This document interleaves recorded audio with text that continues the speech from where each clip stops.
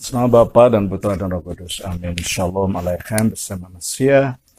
Selamat bertemu kembali saudara dengan saya, Romo Daniel Biantoro, Ketua Umum dan pendiri dari Gereja Ortodoks Indonesia. Dalam jawaban saya yang saya bikin sebelumnya, saya hanya baru sempat menjawab 4 pertanyaan. Ada satu pertanyaan yang belum saya jawab, yaitu pertanyaan dari Saudara Erwanto atau saudara yang menggunakan nama anaknya Saudara Irena Axel, yaitu mengenai perpuluhan. Nah, perpuluhan ini di aliran-aliran Pantekosta atau karismatik itu menjadi masalah yang sangat diperdebatkan, dan ini tercermin dari apa yang dituliskan oleh Saudara Erwanto, yang di mana ayat perpuluhan katanya dia dipakai untuk menakut-nakuti jemaat. Jadi saya baca saja ya. Maleakhi 3 ayat 10. Bawalah seluruh persembahan persepuluhan itu ke dalam rumah perbendaharaan, supaya ada persediaan makanan di rumahku, dan ujilah aku firman Tuhan semesta alam, apakah aku tidak membukakan bagimu tingkap-tingkap langit dan mencurahkan berkat kepadamu sampai berkelimpahan. Lalu komentar daripada Saudara Erwanto, ayat ini diajarkan para pendeta untuk menghipnotis dan menakut-nakuti jemaat hingga jemaat memberi persepuluhan dengan aktif secara serta fanatik. Bahkan sampai masa bodoh, untuk apa persepuluhan itu digunakan para pendeta. Yang penting jemaat merasa memberi dengan ketaatan. Kesan ini sudah lama saya amati dari mereka-mereka yang terbius oleh ajaran pendeta-pendeta, terutama 2 hari terakhir, share di komen dari TS-nya teman. TS saya ini sudah saya bagikan setahun yang lalu, sama beberapa kenalan yang awalnya beribadah, ya tidak saya sebutkan namanya gerejanya, tapi beralih ke yang cukup terkenal di kota tertentu. Dia begitu taat memberi persepuluhan sekalipun suaminya nggak begitu setuju. Bisa ditebak pada awal saya menjelaskan apa yang saya jelaskan ditentang habis-habisan oleh dia. Sekalipun kenalan lainnya ada yang pendapat saya termasuk suaminya. Tetapi setelah share cukup lama bahkan jadi perdebatan, pada akhirnya dia menerima dan mengakui apa yang saya share ini. Namun begitu, sebenarnya jauh sebelum share dan perdebatan dengan kenalan yang akhirnya jadi teman tersebut, masalah persepuluhan ini sudah lama saya presentasikan pada komunitas. Lalu saudara ini memberikan pemahamannya tentang ayat-ayat itu. Dia mengutip dari Nehemia 10 ayat 37 sampai 38, lalu mengutip juga dari 1 Tawarikh 24, Yosua 21, 2 Tawarikh 23 ayat 8, dan sebagainya. Ya, baik. Saya akan membahas tentang perpuluhan ini. Biasanya ketika membahas perpuluhan, yang dibahas hanya dari Maleakhi 3 ayat 10. Tidak melihat membahas seluruh ajaran kitab suci mengenai perpuluhan itu bagaimana. Ya. Kalau dari Maleakhi 3 ayat 10, kita baca di dalam kitab suci begini, Maleakhi 3 ayatnya yang ke-10. Dikatakan,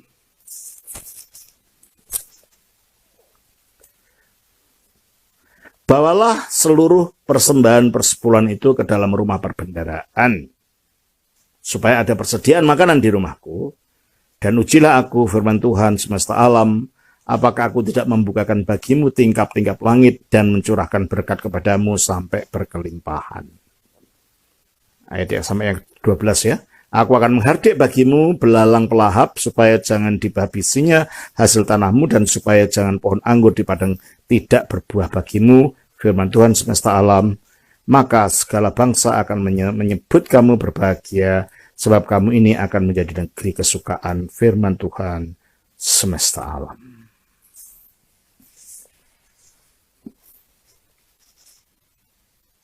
Untuk mengerti makna dari ayat ini, kita harus mengerti latar belakangnya. Nabi Maleakhi adalah seorang nabi yang melakukan pelayanannya pada masa-masa sesudah bangsa Israel kembali dari pembuangan selama 7 tahun di Babylon, kembali ke tanah Israel, di bawah pimpinan Ezra dan Nehemia dan Gubernur Zerubabel, di mana waktu itu bait Allah yang sudah dihancurkan pada waktu penyerbuan bangsa Babel sedang dibangun kembali. Nah, dalam pembangunan ini akhirnya ada beberapa nabi yang memberikan himbauan-himbauan supaya bangsa Israel ikut bersemangat dalam membangun itu. Dan setelah bait Allah itu dibangun kembali, juga untuk pembiayaan bait Allah itu. Nah, kalau kita lihat, pembiayaan bait Allah itu adalah berasal dari Israel, terutama untuk pelayan-pelayannya, itu para imam. Para imam itu mendapatkan kehidupannya semata-mata dari persembahan umat, dari persembahan perburuan. Kelihatannya pada waktu zaman Maleakhi ini, bangsa Israel malas atau ogah-ogahan memberikan perpuluhan. Mungkin takut kalau memberikan perpuluhan aku jadi miskin itu ya. Sehingga akhirnya ibadah di dalam bait Allah menjadi kurang bersemangat dan kurang dapat dijalankan karena tidak ada biaya. Dan bangsa Israel pada waktu itu lebih mementingkan dirinya sendiri, uangnya untuk dirinya sendiri, sehingga akhirnya dihardik oleh Nabi Maleakhi di dalam dalam pasal yang ketiga, ayat yang Maleakhi 3 ayat 8. Bolehkah manusia menipu Allah? Nah, bagaimana manusia menipu? Ya. Namun kamu menipu aku. Tetapi kamu berkata, dengan cara bagaimanakah kami menipu engkau? Lalu jawabnya, mengenai persembahan persepuluhan dan persembahan khusus. Jadi ini bukan hanya berbicara tentang persembahan persepuluhan saja, tapi juga ada persembahan-persembahan khusus. Jadi ini yang menjadi masalah bukan perpuluhan. Sikap Israel yang tidak mau berbagi. Sikap Israel yang tidak mau untuk ikut serta mendukung jantung daripada budaya Israel waktu itu yang adalah bait Allah. Karena yang dikritik adalah masalah persepuluhan dan masalah persembahan khusus, bukan hanya masalah perpuluhan saja. Ya. Akhirnya ayat yang 10, bawalah seluruh persembahan persepuluhan itu ke dalam rumah perbendaraan. Jangan kamu simpan di rumah sendiri, hanya untuk kamu sendiri. Bawalah ke rumah perbendaraan. Perbendaraan apa? Perbendaraan bait Allah. Bukan pada individu orang ya. Pada lembaga. Perbendaraan bait Allah supaya ada persediaan makanan di rumahku.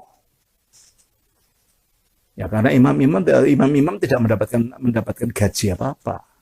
Dan itu kita lihat di dalam kitab Ulangan ya.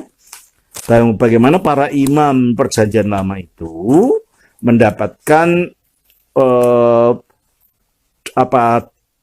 tunjangan hidupnya dari persembahan umat. Coba kita baca di dalam Ulangan pasal yang ke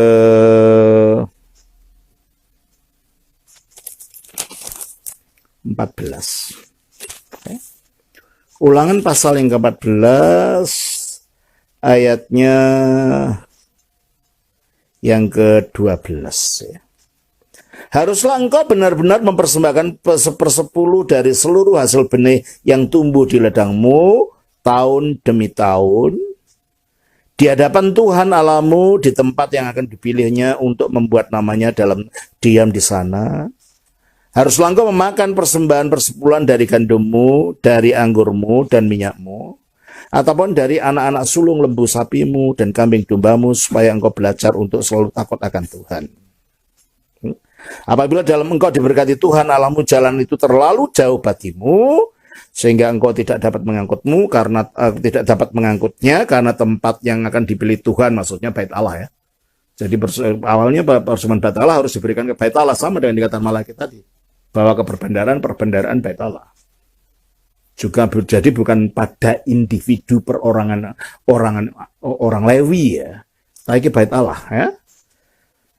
Untuk menegakkan namanya di atas di sana terlalu jauh dari tempatmu, maka haruslah engkau menguangkannya dan membawa uang itu ke dalam bungkusan dan pergi ke tempat yang akan dipilih dipilih Tuhan Allahmu. Maksudnya kata Allah. Ya, ini disebabkan kalau kita baca dalam Bilangan 18, dalam Bilangan 18 dikatakan begini, saudara, ayatnya yang ke-22. Dikatakan begini. Maaf.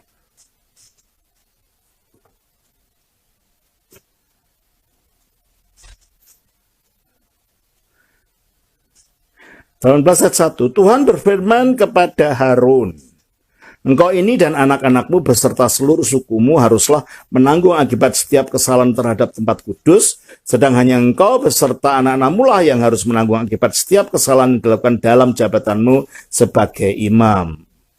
Sebentar. Ini tugasnya ya. Saya lihat ya. Mulai ayat 8. Lagi berfirmanlah Tuhan kepada Harun, sesungguhnya aku ini telah menyerahkan kepadamu pemeliharaan persembahan-persembahan khusus yang kepadaku, semua persembahan kudus orang Israel kuberikan kepadamu dan kepada anak-anakmu sebagai bagianmu. Itulah suatu ketetapan untuk selama-lamanya. Inilah bagianmu dari segala persembahan-persembahan yang maha kudus itu. Jadi ini tidak hanya berbicara tentang perpuluhan ya, tapi segala persembahan orang Israel. Ya.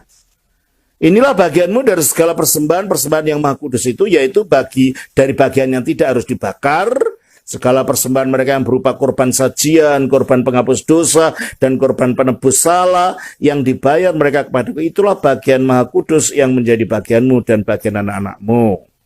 Sebagai dari bagian maha kudus, haruslah kau memakannya, semua orang laki-laki boleh memakannya, dan seterusnya. Jadi di sini kita melihat bahwa orang Lewi memang karena tidak mempunyai pekerjaan dan tidak diizinkan bekerja, karena mereka harus menjalankan pelayanan di bait Allah. Bangsa Israel yang menopang mereka. Dan mereka pun tidak diberi tanah ya, bagian warisan tanah. Jadi mereka tersebar di antara suku-suku Israel. Tujuannya apa? Supaya di seluruh Israel ini ada orang-orang yang akan mengajar kitab Taurat kepada mereka. Jadi mereka menyebar di antara mereka, dan orang-orang Israel lah yang akan orang-orang Israel inilah yang akan bertanggung jawab kepada orang Lewi ini. Nah, jadi kalau gitu bagiannya orang Lewi itu bukan hanya sekedar perpuluhan. Dan lagi pula kalau kita lihat, perpuluhan itu bukan hanya semata-mata untuk orang Lewi. Dan awalnya itu diberikan kepada kota, ya, untuk keperluan kota, untuk keperluan sosial yang lain. Ya. Coba kita baca dalam Ulangan ya, Ulangan pasal yang ke-14. Nah, nanti saya tambah juga mengenai penghasilan orang Lewi tadi, Ulangan 18 ya, kita baca ayat 1. Imam-imam orang Lewi, seluruh suku Lewi, janganlah mendapat bagian milik pusaka bersama-sama orang Israel. Dari korban papian kepada Tuhan, dan apa yang menjadi miliknya harus mereka mendapat rezeki. Janganlah yang mempunyai milik pusaka di tengah-tengah saudara-saudaranya, Tuhanlah milik pusakanya, seperti yang dijanjikannya kepadanya. Inilah hak imam terhadap kaum awam, terhadap mereka yang mempersembahkan korban sembelian, baik lembu maupun domba, kepada imam haruslah diberikan paha depan, kedua rahang, dan perut besar. Hasil pertama dari gandummu, dari anggurmu dan minyakmu, dan bulu guntingan pertama dari dombamu, haruslah kau berikan kepadanya. Sebab dialah yang dipilih oleh Tuhan Allahmu dari segala sukumu, supaya ia senantiasa melayani Tuhan dan menyelenggarakan kebaktian demi namanya, ia dan anak-anaknya. Ya, itu memang ketetapan Tuhan untuk orang Lewi. Ya. Dia mendapatkan makannya dari situ. Nah, terus, jadi kalau gitu orang Lewi bukan hanya mendapatkan perpuluhan, dan perpuluhan itu bukan hanya untuk orang Lewi. Kita baca di dalam Ulangan 14 ya. Ulangan 14 kita baca ayat yang ke-22 sampai dengan ayat yang ke-29. Haruslah engkau benar-benar mempersembahkan sepersepuluh dari seluruh hasil benih yang tumbuh di ladangmu tahun demi tahun. Di hadapan Tuhan Allahmu di tempat yang akan dipilihnya untuk membuat namanya diam di sana, haruslah engkau memakan persembahan persepuluhan dari gandummu, dari anggurmu dan minyakmu, ataupun dari anak-anak sulung lembu sapimu dan kambing dombamu, supaya engkau belajar untuk selalu takut akan Tuhan Allahmu. Apabila dalam hal engkau diberkati Tuhan Allahmu, jalan itu terlalu jauh bagimu, sehingga engkau tidak dapat mengikutnya karena tempat yang akan dipilih Tuhan untuk menegakkan namanya, yaitu Bait Allah, terlalu jauh dari tempatmu, maka haruslah engkau menguangkannya dan membawa uang itu dalam bungkusan dan pergi ke tempat yang akan dipilih Tuhan Allahmu, yaitu di Bait Allah di Yerusalem. Dan haruslah engkau membelanjakan uang itu untuk segala yang disukai hatimu, untuk lembu sapi atau kambing domba, untuk anggur atau minuman yang memabukkan, atau apapun yang diingin hatimu, dan haruslah engkau makan di sana, di hadapan Tuhan Allahmu, dan bersukaria engkau dan seisi kamu. Kelihatannya persembahan perpuluhan itu dimakan oleh orang yang bawa loh. Tidak semuanya diberikan imam, dimakan oleh yang bawa. Terus ayat 7, juga orang Lewi yang diam dalam tempatmu, janganlah kau abaikan. Jadi kalau kita melihat ayat ini, perpuluhan terutama sekali untuk tujuan orang itu sendiri dibawa ke Bait Allah sebagai ibadah, dan orang Lewi mendapat bagian dari situ. Tapi bukan semua perpuluhan itu diberikan pada orang Lewi, tidak ternyata, karena orang Lewi mendapatkan bantuan keuangannya dari korban-korban yang lain yang sudah kita baca tadi ya. Juga orang Lewi yang diam di dalam tempatmu, janganlah kau abaikan, sebab ia tidak mendapat bagian milik pusaka bersama engkau. Pada akhir 3 tahun, engkau harus mengeluarkan segala persembahan persepuluhan dari hasil tanahmu dalam tahun itu dan menaruhnya di dalam kotamu. Berarti kalau itu ada rumah perbendaharaan keuangan orang Israel di kota, bukan di Bait Allah. Ya. Maka orang Lewi, karena ia tidak mendapat bagian milik pusaka bersama engkau, dan orang asing, anak yatim, dan janda yang di dalam tempatmu akan datang makan menjadi kenyang, supaya Tuhan Allahmu memberkati engkau di dalam rumah segala usaha yang dikerjakan dalam. Dari ayat ini kita melihat bahwa perbendaharaan persembahan persepuluhan itu bukan eksklusif untuk orang Lewi, dan orang Lewi tidak eksklusif mendapatkan keuangannya dari persepuluhan, karena ada yang lain. Di dalam komentar ya dari Alkitab ini, saya sedang ini NIV Study Bible ya, itu ada dijelaskan begini saudara ya. Saya baca di dalam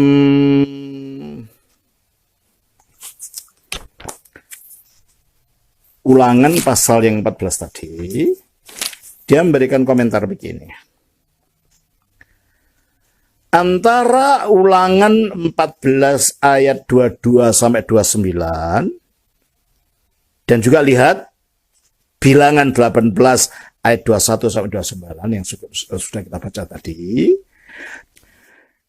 Jika diambil bersama-sama, kedua pasal itu memberikan kesimpulan pemahaman sebagai berikut. 1. Setiap tahunnya 1/10 dari semua produksi bangsa Israel harus dibawa ke kota di bait suci yang pusat untuk dibagi-bagikan kepada orang Lewi. Yang kedua, pada saat itu, pada suatu perayaan keagamaan, semua bangsa Israel ikut makan bagian dari perpuluhan itu. 3, Sisanya yang kelihatannya jumlahnya paling besar itu diberikan pada orang Lewi. Yang keempat, setiap 3 tahun perpuluhan dikumpulkan di kota dan disimpan untuk diberikan kepada orang Lewi dan untuk orang-orang yang miskin, untuk orang asing, untuk anak yatim, dan untuk janda-janda. Yang kelima, orang Lewi harus mempersembahkan kepada Allah 1/10 dari persepuluhan yang mereka terima. Itu ringkasannya. Masalahnya, apakah aturan-aturan untuk orang Lewi ini, perpuluhan ini, juga masih berlaku bagi rohaniwan Kristen? Itu masalahnya. Dan yang ada dalam Maleakhi pasal 3 ayat 10 tadi, kalau kita lihat, diancamkannya bukan karena kalau kamu nggak beri nanti jadi miskin, diancamnya karena mereka tidak serius memberikan ibadahnya dalam bentuk ya kalau dalam agama Islam semacam zakat ya. Karena itu salah satu dari ibadah. Mereka tidak sungguh melakukan itu sehingga diancam dengan itu. Nah, Allah mengingatkan barangkali mereka takut miskin. Maka dikatakan, kamu tidak usah takut miskin. Memberikan persepuluhan itu tidak akan membuat kamu miskin. Bahkan kalau kamu melakukan dengan sungguh-sungguh, aku makin akan memberkati. Itu intinya. Sehingga dengan demikian bangsa Israel yang waktu itu tidak mau secara serius mempersembahkan kurbannya ini, mereka dihimbau oleh Maleakhi untuk melakukannya. Pertanyaannya, apakah ini masih berlaku untuk kita? Dan apakah perpuluhan itu juga berlaku untuk orang Kristen? Bukankah itu dari Taurat?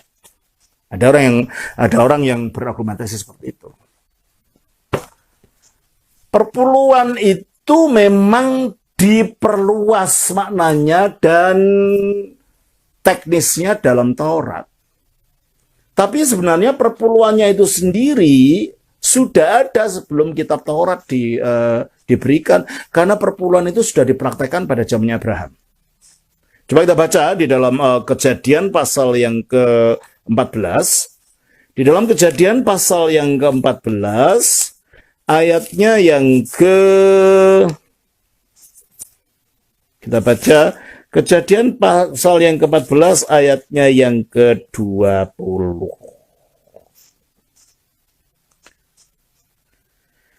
Mulai saja kita baca ayat 20, ketika Abraham bertemu dengan Melkisedek. Dikatakan begini, mulai ayat 18 saja.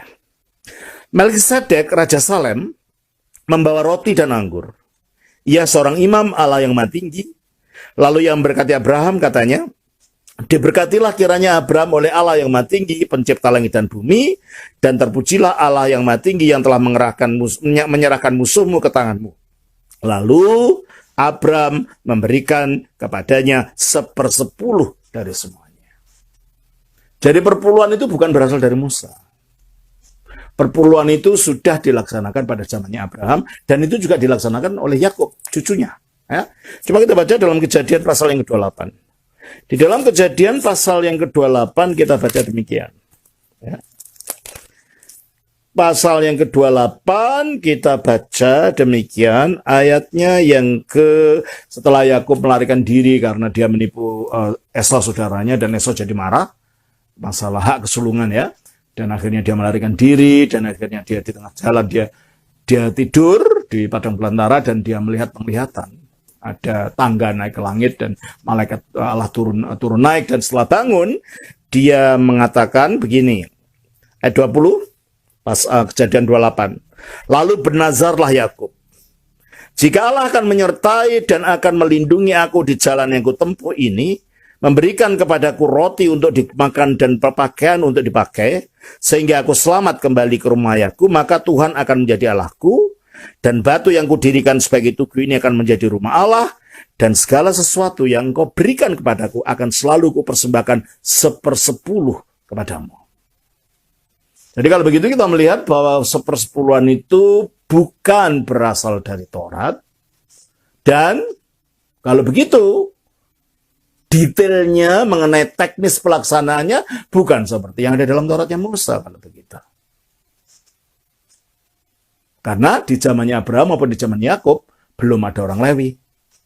Di zamannya Musa, di zamannya Abraham dan zamannya Yakub belum ada imam. Berarti kalau gitu ketetapan detail dari cara teknis pemberian perpuluhan di dalam kitab Musa tidak berlaku di zamannya Abraham. Nah, apakah itu berlaku bagi orang Kristen? Kalau zamannya Abraham belum ada imam dan belum ada orang Lewi, itu tidak berlaku cara-cara untuk orang Lewi ini. Maka di zaman Kristen pun, zaman Perjanjian Baru, kita tidak lagi mengikuti Taurat. Mengapa? Karena Taurat itu terkait dengan keimaman. Keimamannya adalah keimaman orang Lewi, keimaman Harun. Dan di dalam Perjanjian Baru, kita bukan bagian dari keimaman Harun ini. Coba kita baca. Di dalam Ibrani pasal 7 ayat yang ke-14. Kita baca dari Ibrani pasal 7 ayatnya yang ke-14. Demikianlah bunyinya. Ibrani 7 ayatnya 14. Kita baca begini.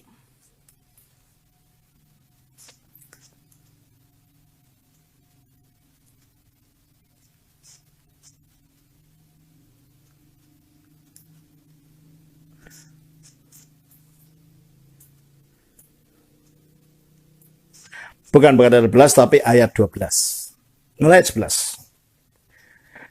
Karena itu, andai kata oleh imamat Lewi telah tercapai kesempurnaan, sebab karena imamat itu umat Israel telah menerima Taurat. Jadi Taurat terkait dengan imamat Lewi. Apakah sebabnya masih perlu seorang lain ditetapkan menjadi imam besar menurut peraturan Melkisedek? Dan yang tentang dia tidak dikatakan menurut peraturan Harun. Dan Kristus adalah imamat menurut peraturan Melkisedek. Mengapa? Sebab kalau dia menurut peraturan Harun, dia tidak mungkin jadi imam. Mengapa? Sebab imam itu Kristus bukan berasal dari suku Lewi. Makanya dikatakan di dalam ayat yang ke-14, sebab telah diketahui semua orang bahwa Tuhan kita berasal dari suku Yehuda. Dan mengenai suku itu, Musa tidak pernah mengatakan sesuatu apapun tentang imam-imam. Jadi kalau Yesus menjadi imam menurut imamat Lewi, dia tidak mungkin jadi imam. Maka dia menjadi imam menurut aturan yang lain, ya aturan Melkisedek seperti dinubuatkan sebelumnya di dalam Mazmur pasal 110. Coba kita baca ya. Di dalam Mazmur 110 kita baca demikian. Mazmur 110. Kita baca ayatnya yang demikian. Mazmur 110 ayatnya yang ke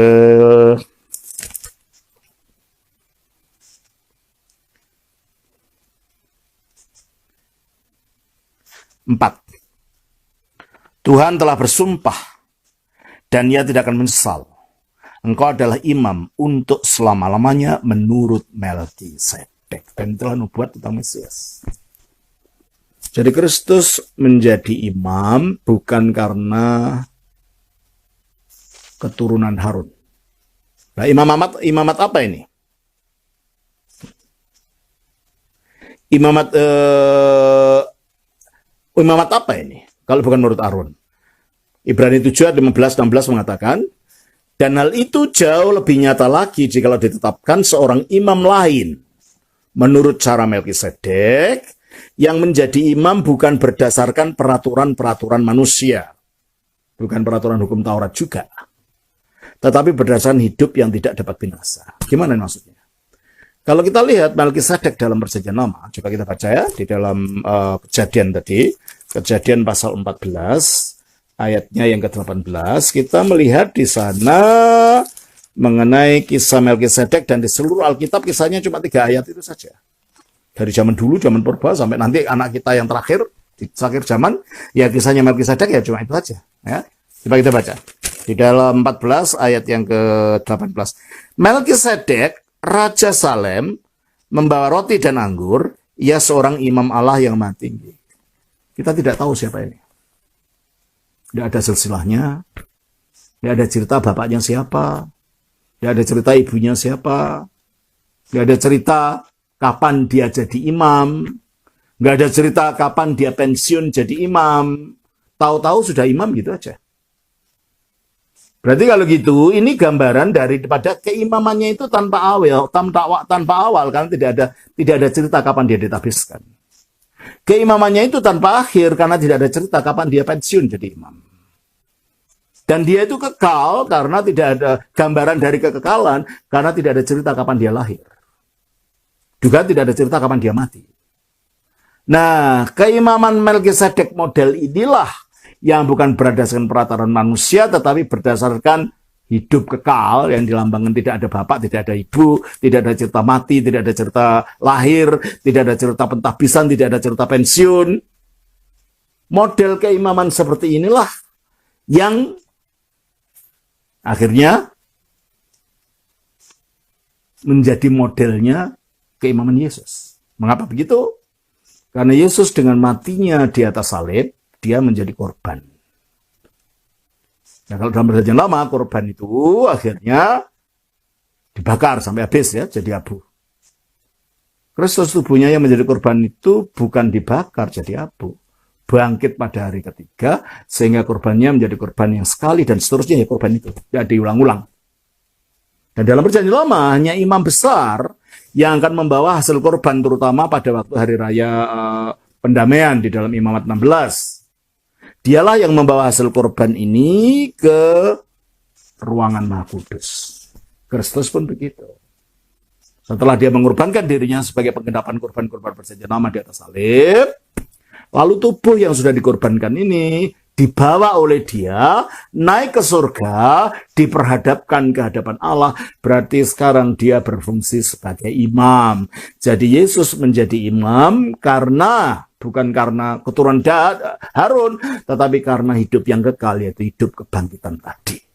Makanya dikatakan dalam ayat ini,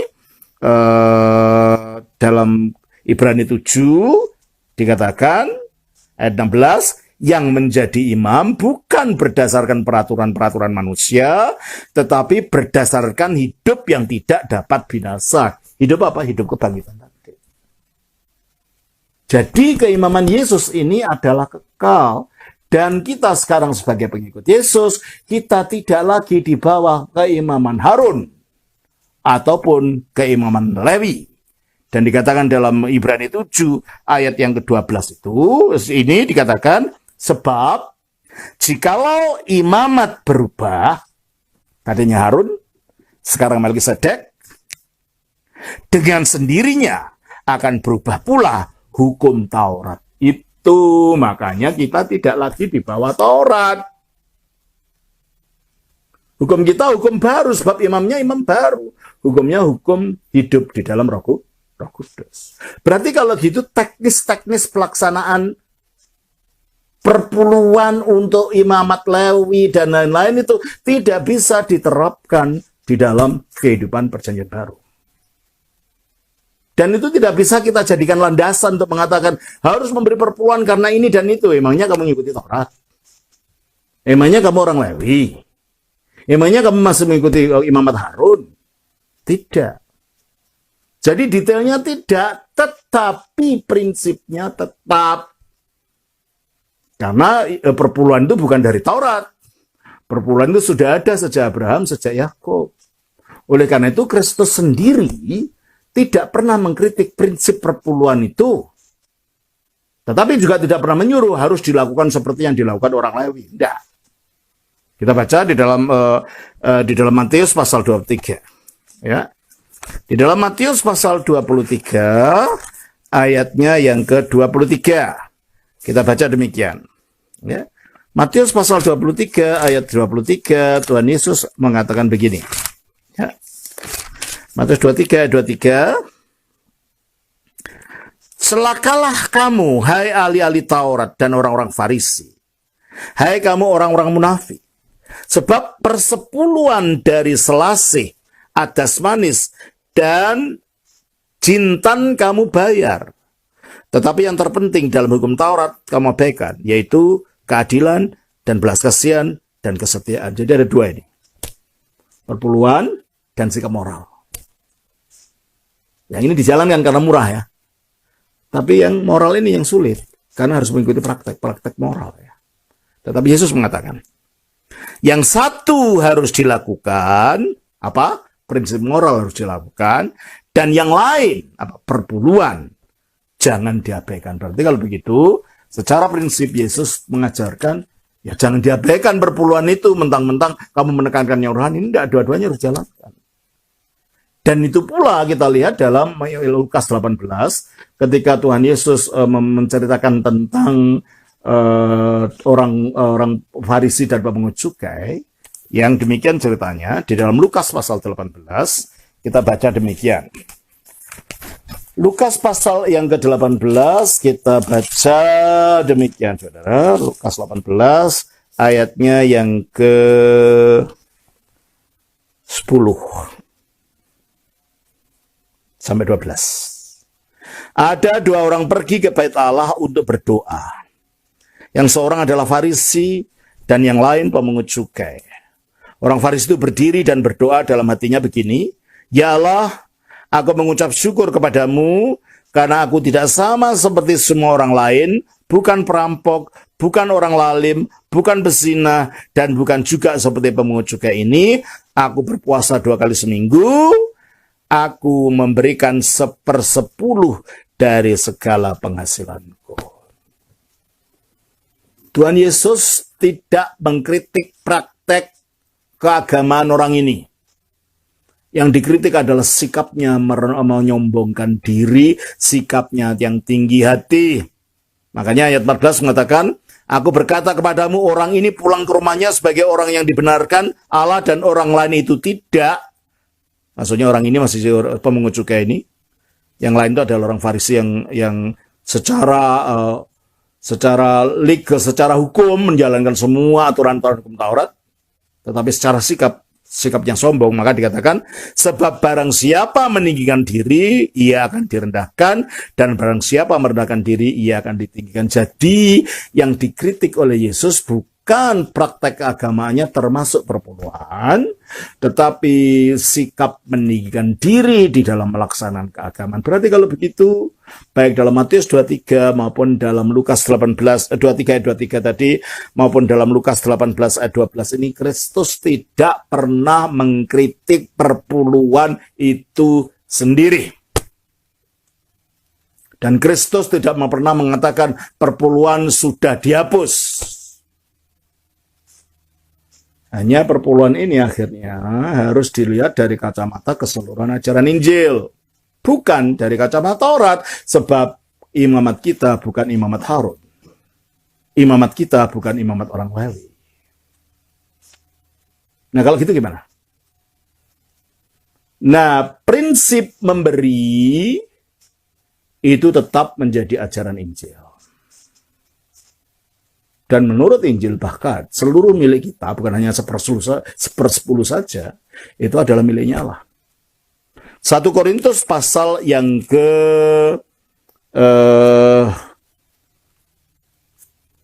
1 Korintus pasal yang ke-3 ya. 1 Korintus pasal 3 ayatnya yang ke-20. Kita baca demikian, saudara. 1 Korintus pasal yang ke-3 ayatnya yang ke-20, demikian. Ini pasal 6, bukan 3. Pasal 6 ayatnya yang ke-20. Sebab kamu telah dibeli dan harganya telah lunas dibayar, karena itu muliakanlah Allah dengan tubuhmu. Jadi kalau kita telah dibeli, telah dibayar, hidup kita itu total miliknya Tuhan, bukan milik kita, termasuk harta benda kita. Jadi seharusnya kalau memberi persembahan kepada Allah, ya diberi seluruhnya, tapi kan tidak mungkin.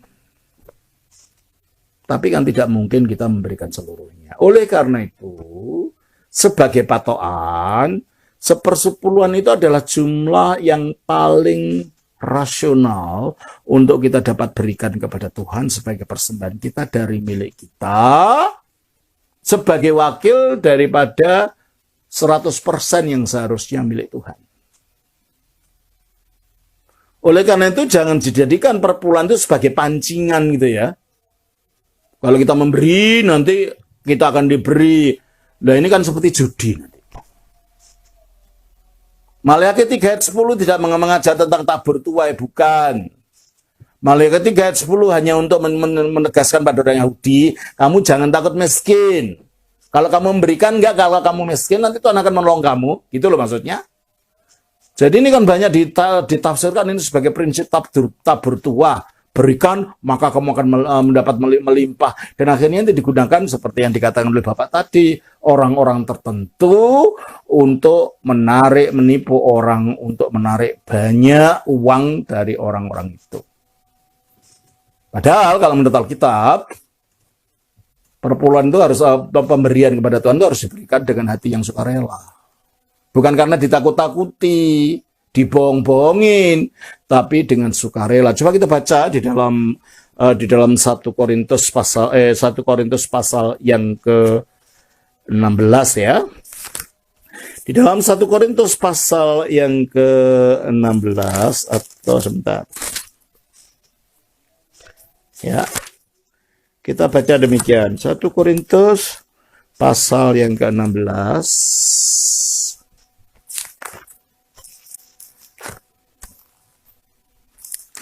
Kita baca demikian. Tentang pengumpulan uang bagi orang-orang kudus, hendaklah kamu berbuat sesuai dengan petunjuk-petunjuk yang kuberikan kepada jemaat-jemaat di Galatia pada hari pertama dari tiap-tiap minggu, maksudnya setiap hari minggu kumpulan.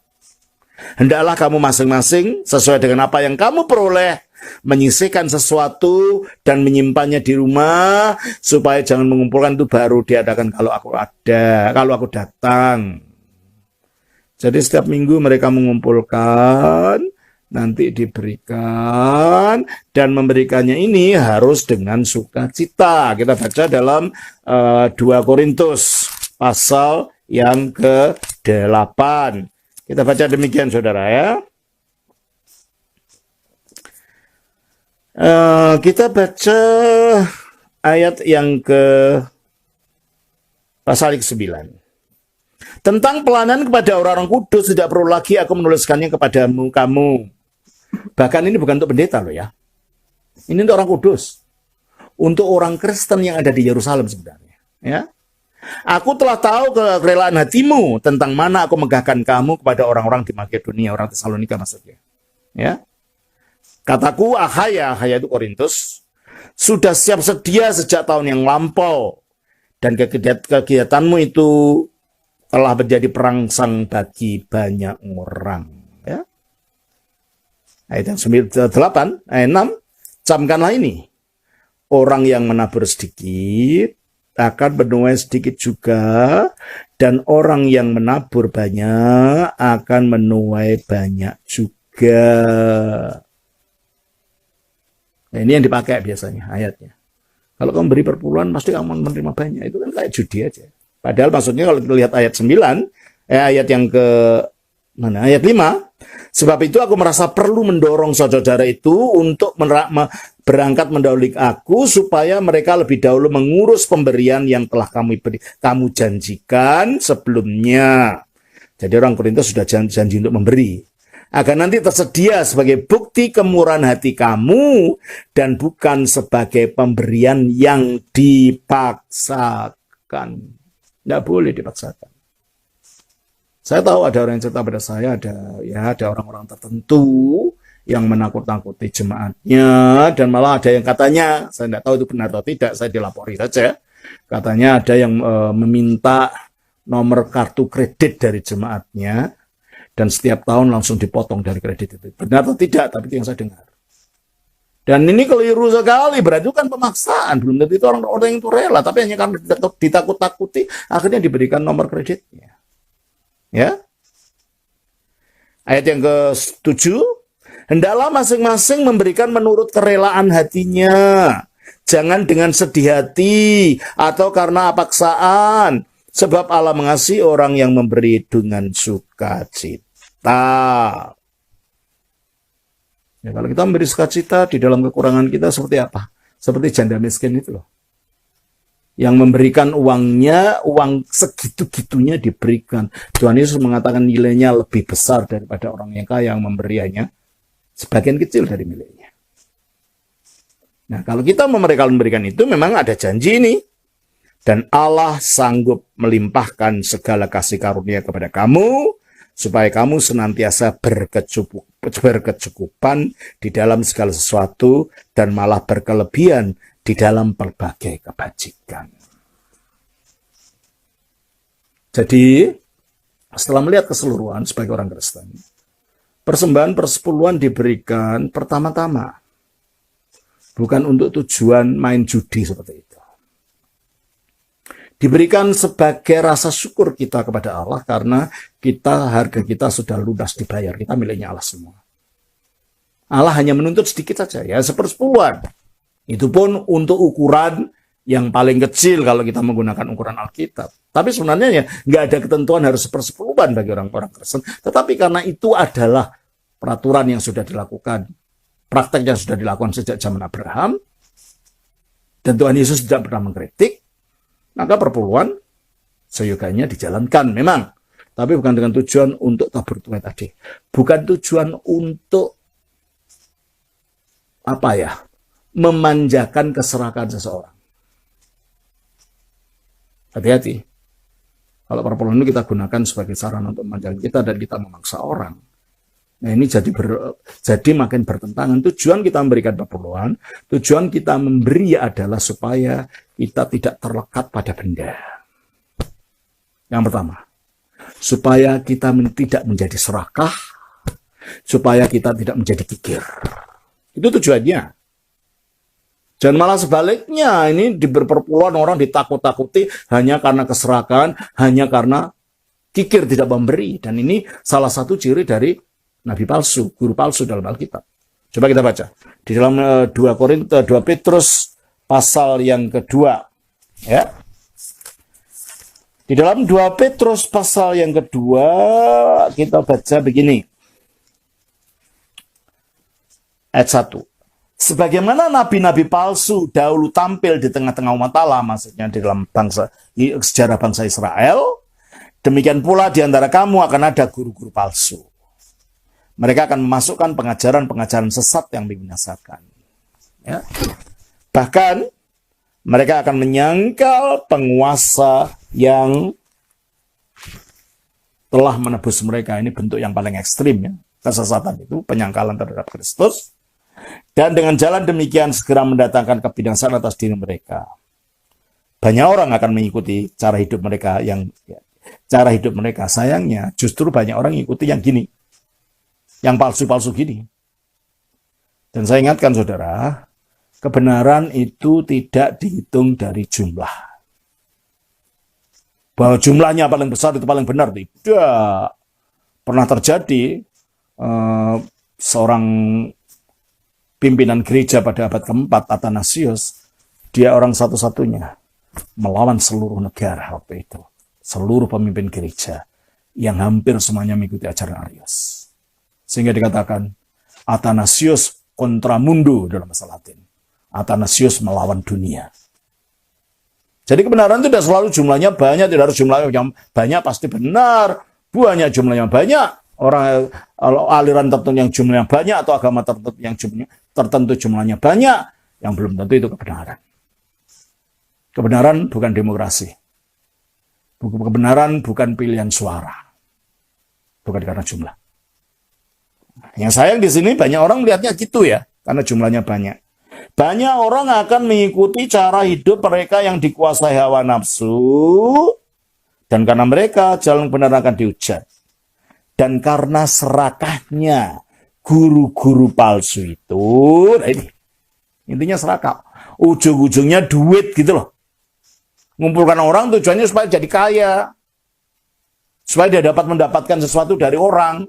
Maka dikatakan, dan karena serakahnya guru-guru palsu itu akan berusaha mencari untung dari kamu. Dari umat. Ya, entah ditakut-takutin, entah dicuci otak, entah diajarin macam-macam. Sehingga akhirnya umat percaya kata-katanya dia. Ya. Dan karena serakahnya guru-guru palsu itu akan berusaha mencari untung dari kamu. Dan apa? Dengan cerita-cerita isapan jempol mereka. Isapan jempol ya macam-macam. Saya nggak usah sebutkan, mungkin saudara bisa temukan di dalam masyarakat. Orang membuat cerita isapan jempol supaya pengikutnya percaya dan akhirnya kalau dimintain uang selalu memberikan dengan fanatiknya tadi. Tetapi orang demikian harus bertanggung jawab di hadapan Tuhan. Penghukuman akan datang kepada orang demikian. Jadi kalau kita memberikan perpuluhan, ya tetaplah berikan perpuluhan itu, tetapi dengan sukarela. Sebagai suatu ibadah, suatu ucapan syukur bahwa Allah yang telah menebus kita dan seharusnya milik kita ini ada 100% milik Allah, Allah hanya menuntut 1/10 saja dari kita. Dan tujuannya bukan untuk memperkaya orang. Tujuannya untuk melepaskan kita, hati kita, batin kita dari kemelekatan kepada harta benda, dari keserakahan, dan dari keinginan untuk aja memuaskan hawa nafsu. Kiranya Tuhan berkati kita semua. Amin.